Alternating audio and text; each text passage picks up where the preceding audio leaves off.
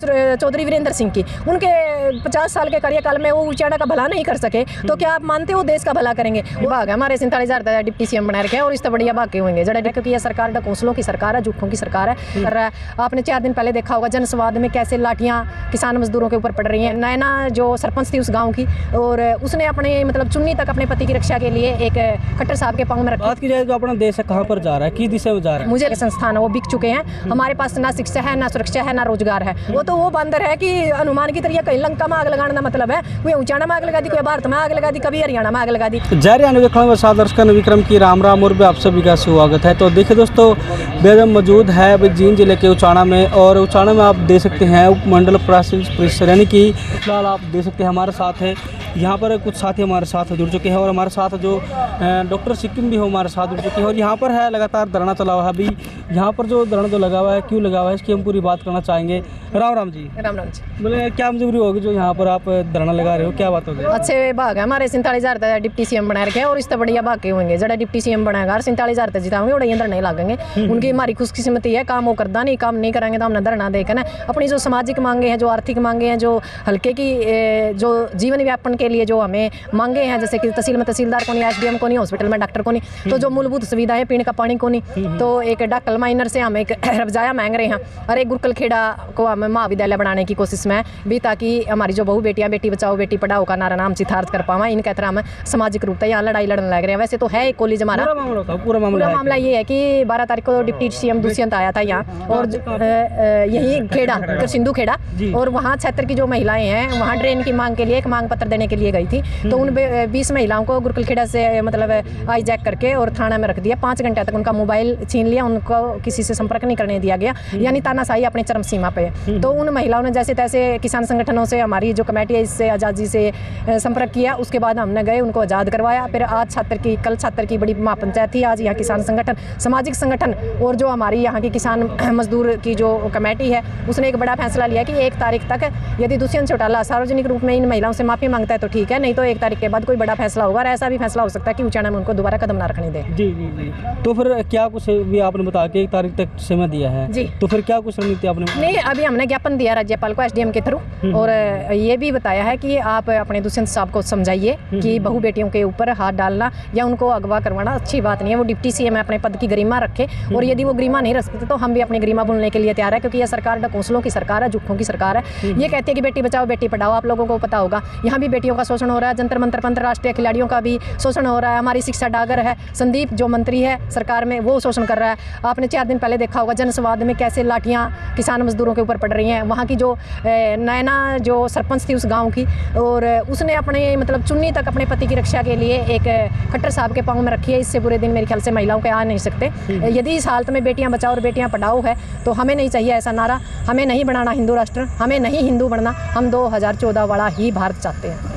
देखिए, कल एक वीडियो सामने आई थी और काफ़ी है जो शीर्षक से एक वीडियो बहुत ज़्यादा वायरल हुई है। जो एक महिला है वो सीएम खट्टर के चरणों में है, उनके पैरों में है, लत्ता फेंक देती है। तो क्या लगता है कहीं ना कहीं जो हरियाणा की जो महिला है वो जागरूक हो चुकी है? क्या वो सरकार की जो नीति है, जो हमारा किसान आंदोलन था उसके बाद जो महिलाएं सिर्फ चूल्हे चौके तक सीमित थी, वो राजनीति में अहम भूमिका निभा रही हैं। और जो सरपंच का इलेक्शन है उसमें भी हमारी 50% महिलाएं जीत के आई हैं। और जब महिलाएं अपनी कोई, आपने देखा होगा आज़ादी की लड़ाई में भी बराबर की भागीदारी थी, और जो किसान आंदोलन जीता उसके अंदर अभी आपने देखा है कि अहम भूमिका महिलाओं की थी। यानी जो किसान आंदोलन था उन्होंने आज़ादी के पंख दिए महिलाओं को, और महिलाओं ने अपने अधिकारों की रक्षा करना, अपने अधिकारों को जानना शुरू कर दिया और उसके ऊपर आवाज़ उठाना शुरू कर दिया। क्योंकि हमें लगता है जो पुरुष समाज है वो कहीं ना कहीं इस मामले में अब बैक हो गया है, वो कहीं ना कहीं किसी पार्टी का झंडा उठाए हुए है, पर महिला अपने अधिकारों की रक्षा के लिए मैदान में, यानी कल एक लक्ष्मीबाई थी, आज लाखों लक्ष्मीबाई मैदान में। बात की जाए तो अपना देश कहाँ पर जा रहा है, किस दिशा में जा रहा है? मुझे लगता है हमारा देश बिक चुका है, हमारा देश पूरी तरह गुलाम हो चुका है। आर्थिक लड़ाई हमें दोबारा से लड़नी पड़ेगी, आज़ादी की दूसरी लड़ाई हमें लड़नी पड़ेगी। हमारा देश पूरी तरह गुलाम हो चुका है। हम पाकिस्तान, बर्मा से भी पीछे, भूटान से भी पीछे जा चुके हैं। आप लोगों ने पता होगा हमारे देश में भूख मरी है, हमारे देश में बेटियों को कहीं की सुरक्षा नहीं है, हमारे देश में जो शिक्षा के संस्थान है वो बिक चुके हैं। हमारे पास ना शिक्षा है, ना सुरक्षा है, ना रोजगार है। हम बेरोजगार हैं, हम सड़कों पर लड़ रहे हैं, मर रहे हैं, जीने के साधनों को ढूंढ रहे हैं, और सरकार मजे में है। कर्नाटक में जो बीजेपी की हार हुई है, तो इसमें क्या कहना है? बड़ा अच्छा है, हमें बड़ा अच्छा अनुभव हो रहा, क्योंकि हमें लगता है कि उन लोगों ने एक आगाज है, जो कहते हैं दीपक को एक लो दी है, और धीरे धीरे चिंगारी बन के विस्फोट फटेगा इस देश में, और पूरा देश है इसे जो बीजेपी और RSS से हमें मतलब छुटकारा मिलेगा। 2024 में देखने को मिलेगा कि जो हमारा हरियाणा है ये बीजेपी और जेजेपी इन पार्टियों से बाहर होगा। हो सकता है हद से ज़्यादा लोग निर्दलीय आए, और हो सकता है जो नई पार्टियां हैं उनको मौका मिलेगा। जो किसान मजदूर है, कमेरा जो वर्ग है, उन लोगों को पता चल गया है कि हमारी ताकत है कहाँ। हमारी ताकत कलम के अंदर है, हमारी ताकत वोट के अंदर है। अब हमें कब्जा सड़कों पर नहीं करना, हमें राजनीतिक लोगों को नहीं कोसना, हमें चेहरों को देखना है, पार्टी को नहीं देखना। आने वाले टाइम में सत्ता परिवर्तन नहीं, व्यवस्था परिवर्तन होगी, चेहरों को वोट मिलेंगे, घर की बहिर कालीखड़ियाँ, और हम संसद और विधानसभा पर कब्जा करेंगे। जैसे सर छोटू राम ने कहा था, ए बोले किसान तू बोलना सीख ले रे, एक दुश्मन को पहचान ले। और दूसरी एक बात और कही थी कि तू राज में हिस्सा कर ले। अब हमें समझ में आ गया, राज में हिस्सा नहीं करना, हमने राज पे कब्जा करना है। एक चीज और थी, कल जो है वीरेंद्र सिंह जी पहुंचे थे जी, और वहाँ चडूणीगढ़ में कहा भाई तो अपनी पार्टी बना ले जी, 60% किसान तेरा गल्ला है जी, क्या कहना चाहोगे? बिल्कुल गलत है। गुरनाम चडूनी के साथ कोई नहीं है, क्योंकि उन्होंने उस टाइम देश को गद्दारी या देश के साथ वो गद्दार काम किया है, क्योंकि उस टाइम सरकार या जो लोग थे, आम पब्लिक थी, वो तैयार नहीं थी। हम ये नहीं कहते कि भाई किसानों को राजनीति में नहीं जाना चाहिए, राजनीति में जाना चाहिए, प्लेटफार्म तैयार करना चाहिए। उसके लिए चाहे हमें 10 साल लगे, हमारी जल्दबाजी की वजह से हम MSP की गारंटी नहीं ले पाए। टिकैत और गुरनाम के दनुओं के गुटबाजी की वजह से पूरा जो किसान जो संयुक्त मोर्चा था उसको तिरबितर होना पड़ा। इन दो की वजह से टारगेट किया गया, MSP से दूर रह गए। हमारे बुजुर्गों की 750 किसानों की शहादत बेकार चली गई। जो हमारे लोगों ने 13 महीने मेहनत की वो कहीं ना कहीं विफल हुई। और यदि अब चुडूनी साहब 50% का नाम लेके यहाँ आना चाहते हैं और दोबारा से रोटियां सेकना चाहते हैं, किसान होने का मतलब ये नहीं है कि हम रोटियां सेकें जी। आप लड़े, हम आपके साथ है, पर वो एक अकेले संगठन को लेके चल रहे हैं, वो संयुक्त मोर्चे की अगुवाई में नहीं चल रहे। यदि क्या फिर किसानों में उनकी वैल्यू नहीं है? नहीं, वैल्यू है, जो उनका संगठन है उसके अंदर वैल्यू है। संयुक्त मोर्चे के अंदर वो अभी बाहर है। यदि संयुक्त मोर्चा उनको किसी कारण अंदर लेता है तो वो अलग बात है, पर फिलहाल वो बाहर है। और रह गई बात चौधरी वीरेंद्र सिंह की, उनके 50 साल के कार्यकाल में वो उचाड़ा का भला नहीं कर सके, तो क्या आप मानते हो देश का भला करेंगे? वो तो वो बंदर है कि हनुमान की तरह कहीं लंका में आग लगाने का मतलब है, कोई उचाड़ा में आग लगा दी, कोई भारत में आग लगा दी, कभी हरियाणा में आग लगा दी। तो वो तो सिर्फ आग लगाने में लग रहे हैं। उनका बेटा बीजेपी में बैठा है और बाप मतलब वहाँ जाके समर्थन करा। किसानों ने भी समर्थन करा था, सबसे पहले उसका बेटा ने 80 में ट्रैक्टर यात्रा निकाली थी।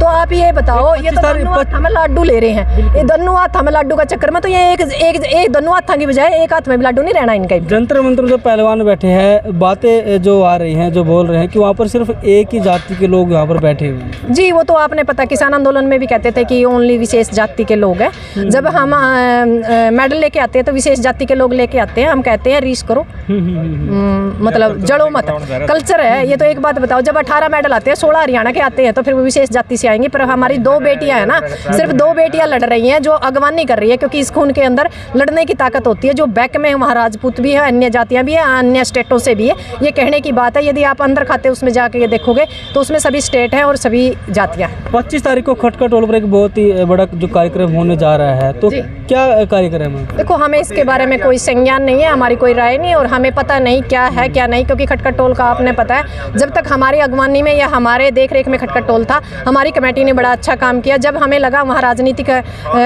घुसपैठ हो गई तो हम वहाँ से उठ के यहाँ अलग हो गए थे। हमने अलग हुए नहीं थे, हमने पंचायत की थी, समाज को पूरी तरह बात बताई थी कि ये समाज में हमारे जो खटका टोल में राजनीतिक घुसपैठ हो गई है, इस पे इतना पैसा है, ये गबन है, ये सही है, ये गलत है। पूरी 2 पंचायतें हुई थी, एक बड़ौदा में हुई थी, एक खटखट टोल पे खटखट गांव में हुई थी। उसके बाद हमने अपने आप को अलग कर दिया, क्योंकि गलत चीज़ के साथ रहने से अच्छा है कि हम 2 कदम पीछे हट जाए। हमने अलग रह के लगातार हमने आंदोलन लड़ा। यहाँ हमने 39 करोड़ रुपये दिवाने की जो मुआवजा वो दिलाया। उसके बाद हम लगातार मूलभूत सुविधाओं के लिए और यहाँ के इलाके की लड़ाई हम लगातार लड़ रहे हैं, क्योंकि आप लोगों ने आज पता होगा खटखट टोल का एक नाम हम लोगों ने पैदा किया था। जो वहाँ की मूल कमेटी थी वो उठ के वहाँ से टूट के और यहाँ उचाना में लगातार संघर्ष कर रही है। और अब कौन खटखट टोल है और कितने खटखट टोल बने हैं, हमारी समझ से परे है, क्योंकि वो कहते हैं जहाँ पाप होता है वहाँ फूट जरूर होती है। तो वो अभी फूट के